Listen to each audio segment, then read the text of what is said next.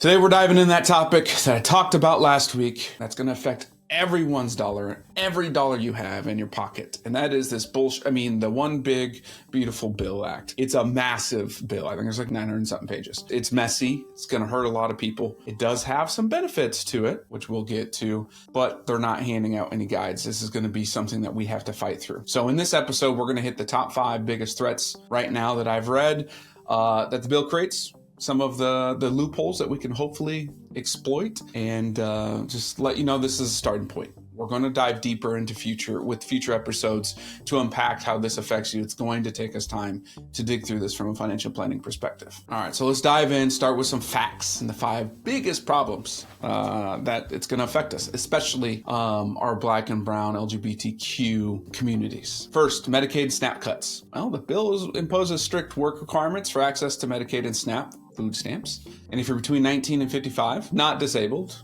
do not meet new job requirements, and you're at risk at losing your coverage. And that's even if you're doing gig work, raising kids, or facing barriers of lack of childcare or transportation. So this is going to impact about up to 21 million people, many of whom are Black or Brown or living below the poverty line. And if you're dependent on public assistance as a stopgap, this is going to hurt. 2, the loss of clean energy incentives. The repeal of the Inflation Reduction Act's incentives, including tax credits on EV, solar panels, etc., is going to hurt a lot of the entrepreneurs in the clean energy sector. It's also going to hurt new generational wealth builders that have some of these in there, and it's going to punish consumers who have historically been redlined or in the polluted areas. Number 3, we're going to see increased IRS surveillance. Okay, so this bill expands the enforcement and verification of credits such as the Earned Income Tax Credit, the Child Tax Credit, excuse me, and now you must show title documentation, Social Security number, income proof, dependent residencies, all of it.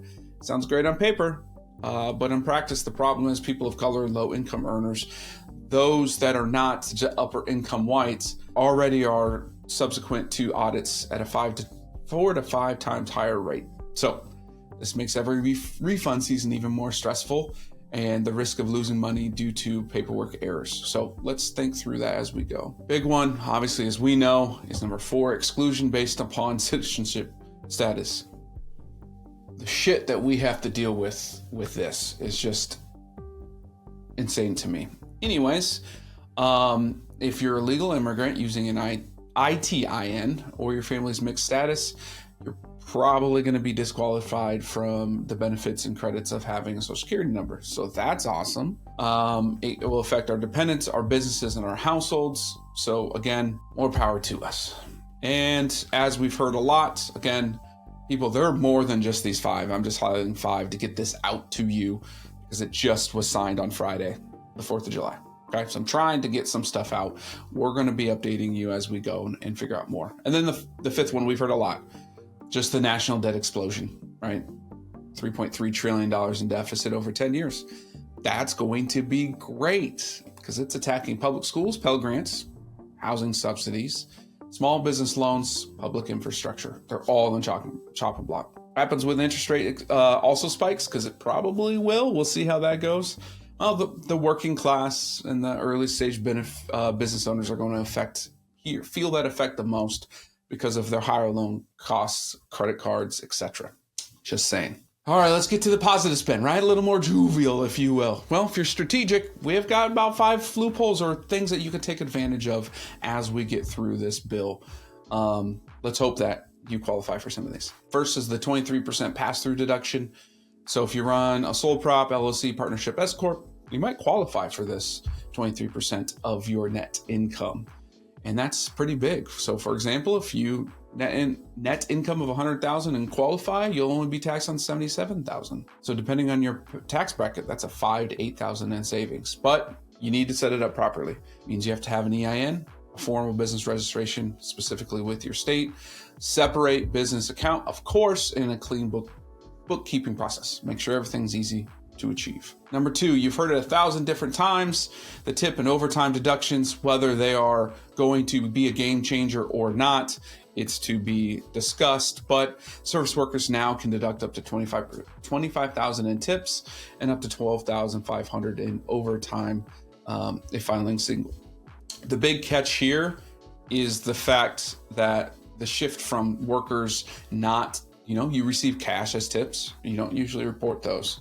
Now you need to report those for two reasons. One, to get this deduction, and two, the higher enforcement from the IRS is now going to track that down. So while this is kind of a win, it's kind of a loss too. It just depends on how much you bring in tips. Hey, seniors over 65, boom, you get an extra $6,000 standard deduction on top of their regular amount. Of course, that brings the total to about $21,750 for single and $43,500 for married over 65. That is a pretty big benefit for those that are over the fixed, or that are living off of fixed income. And we're dealing with the Social Security changes as well. So hopefully for many, that'll reduce their taxable income to zero. Number 4, auto loan interest deductions. A lot of us business owners love the hell out of these. But you can deduct up to $10,000 in interest, which is fantastic. This only applies to those used for businesses, of course. So ride shares, mobile hair stylist contractors, your everyday business uses. Anyways, but you must verify the car was built in the United States with the VIN, etc. And you must track your business first personal usage, which if you're a business owner, that's normal, minus a little spin of being a US built. We'll see how that comes out to play. And the 5th and final one we're going to talk about today is the charitable giving without itemizing. Awesome. It lets individuals deduct to $1,000 in cash donations or $2,000 if you're married, and you don't have to itemize. That's a win, right? We don't have to line by line, right? I donated this, I donated that, I donated that. It's just kind of a flat $2,000 cash if you are married. So it encourages middle and lower income to give back as much as possible they can. So I know it's not a clean win or loss. I think it's more of a loss than anything, but there are some advantages that we're going to have to take care of, right? There are landmines that we have to avoid, and we're going to be here to support each other through, but there's advantages that we can take as much as possible, and we are going to do our damnedest. I know a lot of the people in my industry are diving into this, trying to figure out what's the best for you. We're going to try, right? We're going to do what we can within this bill. But ultimately, if you want changes, you're going to have to vote at some point to get some changes. All right. But once we understand that, in the coming weeks, we're going to dive deeper. We're going to figure out how we can restructure our businesses to qualify for that QBI. Prepare your taxes for claiming more tips and overtime, writing off the loans, and diving into what else is in this bill. And let me know if this helps, if you want to see more of this, right? I'm not a tax expert per se. I'm learning and taking this information from the experts around me. These are resources that I'm providing to you. I want to be able to answer all your questions as much as possible. Now, granted, I am not an attorney either. Right? This is Let's Get Real. This is me taking information and giving it to you as directly and straightforward as possible without all the big things, right?